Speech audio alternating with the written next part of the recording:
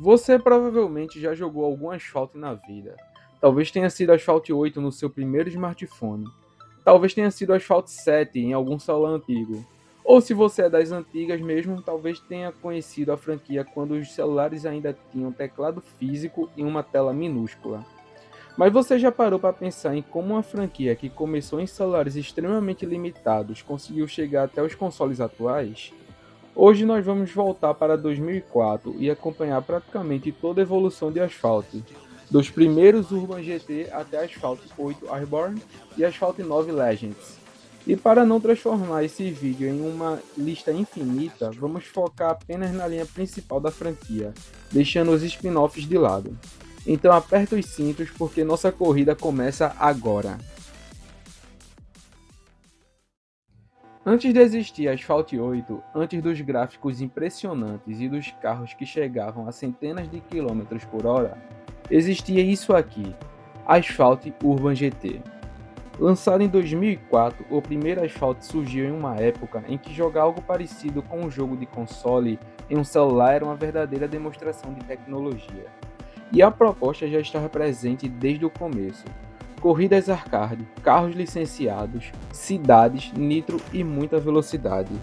O mais curioso é que a franquia não começou nos smartphones que conhecemos hoje. Ela nasceu em uma época de celulares completamente diferentes, e mesmo com todas as limitações daquele período, a Gameloft conseguiu criar uma experiência que chamava a atenção justamente por parecer algo muito maior do que deveria ser possível em um aparelho portátil.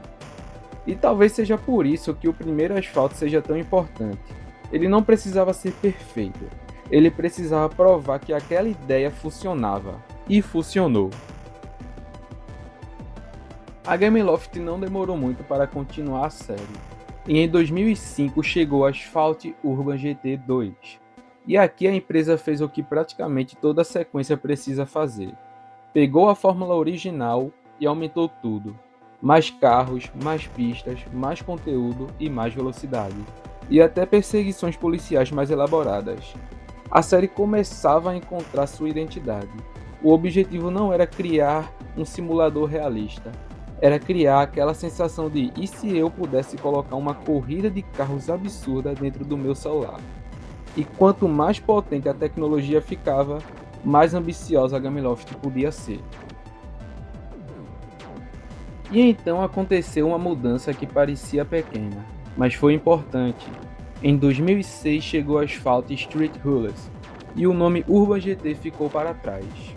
Agora tínhamos uma simples, Asphalt. A franquia começava a deixar de ser apenas uma série de jogos de corrida para celulares e começava a construir uma identidade própria. E essa identidade era baseada em uma coisa: exagero, corridas de rua, nitro, carros licenciados e velocidade. E aquela sensação de que você não estava jogando uma corrida comum, você estava jogando um arcade. E 2 anos depois, a franquia continuou evoluindo com Asphalt 4 Elite Racing. E essa época marca uma transição importante.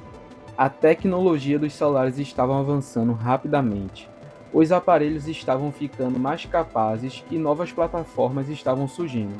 E a Gameloft precisava acompanhar essa evolução. Asphalt já não era mais apenas uma experiência curiosa.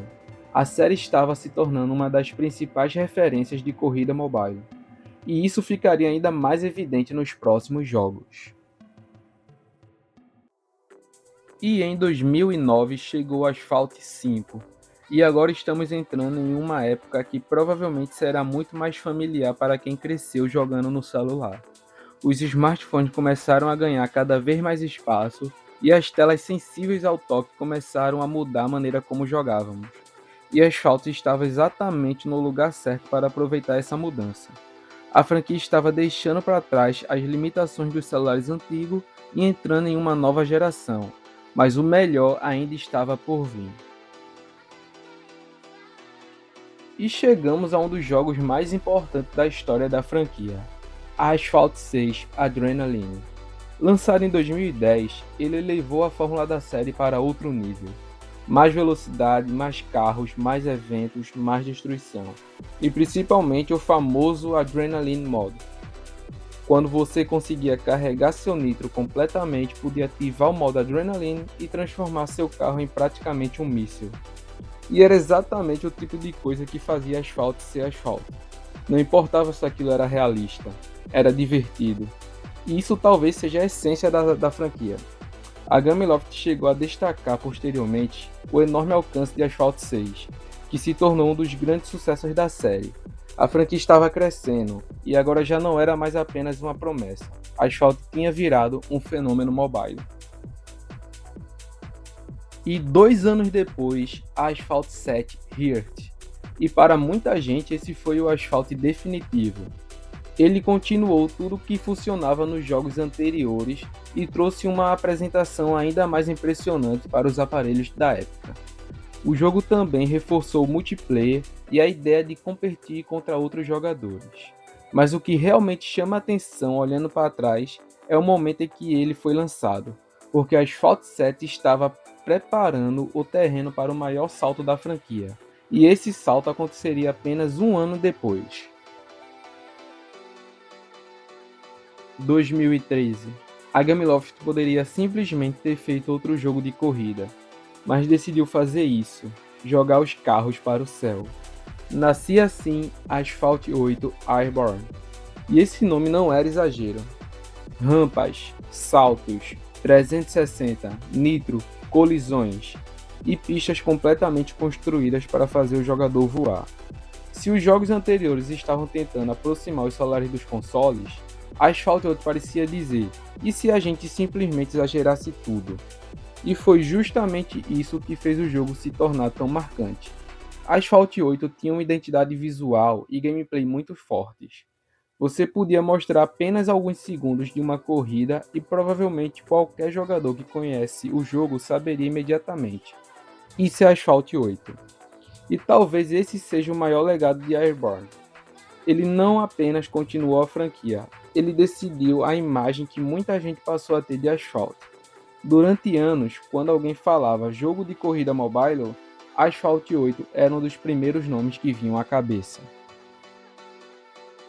Mais 5 anos depois, a Gameloft decidiu mudar novamente a fórmula. E em 2018 chegou Asphalt 9 Legends. O salto gráfico era enorme. Os carros estavam ainda mais detalhados, as pistas estavam mais bonitas, os efeitos estavam mais impressionantes e a série estava cada vez mais próxima visualmente de uma experiência que antes pareciam exclusivas de console.